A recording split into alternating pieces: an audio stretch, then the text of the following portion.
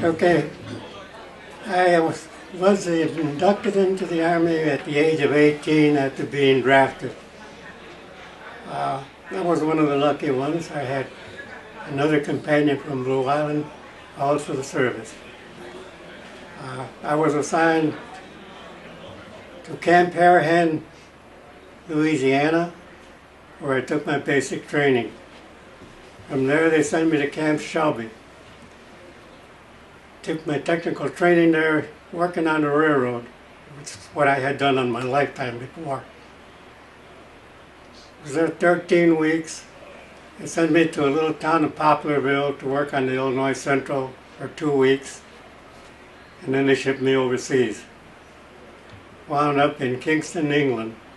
Beautiful little town. I fell in love with it. Sat there around doing nothing for about 2 months. Then they assigned me to a detail in Southampton.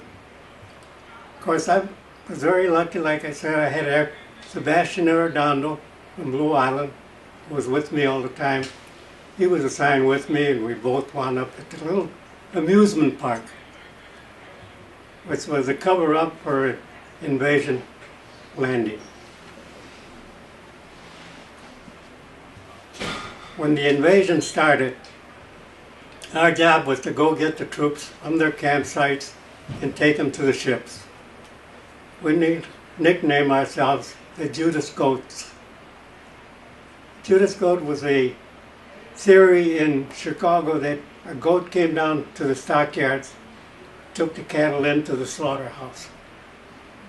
And that's exactly what we were doing.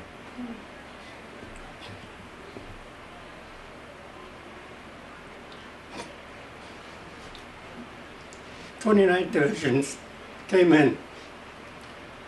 Then there was a buddy of mine, co-worker. Got to see him, or I put him on ship. When I went overseas into France, I landed in Le Havre. I got a letter from his wife.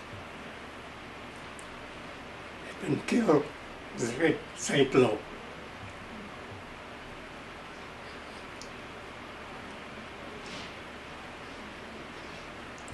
It's hard when you lose a good friend. Well, we continue our journey. They sent us to St. Lo to build 5-ton cranes on barges. That was the funniest job we ever had. They came out with these new combat boots with spikes on the bottom.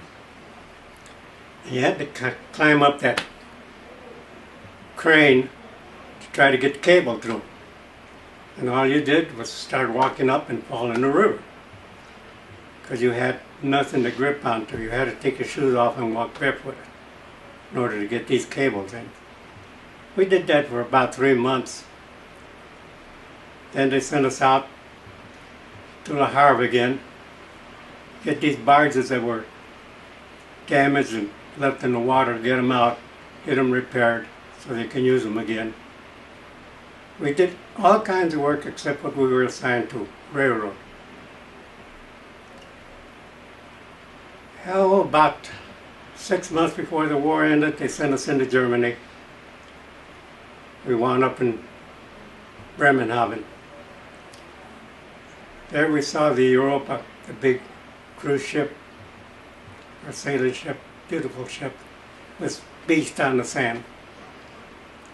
We had taken over the apartments there where we lived, and we used to go out there trying to get the boat back into the water.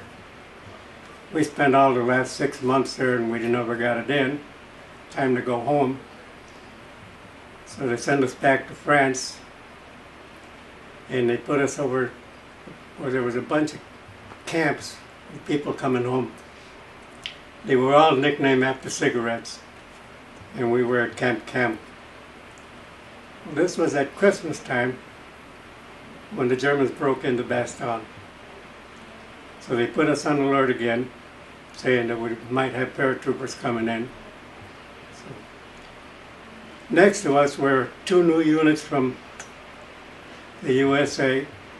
This was Christmas night. They were all having turkey and everything else. Christmas Day, we had a peanut butter sandwich and a lemonade for our Christmas dinner. Well, I guarantee you that didn't last very long, because by evening time we had already gone into the other kitchens and helped ourselves to some turkeys and everything and brought up to the rest of our friends. Well, nothing happened. The stone got cleaned up and we came home. I was happy to come home. In the meantime, while I was traveling through England and that, we picked up another Blue Islander, Leonard Witt. And he was on with us from the time we left England all the way to the time we came home. So I had a good time in the Army. I'm not saying that I suffered for that loss. And having two friends from Blue Island and a crazy group in that whole camp made it comfortable.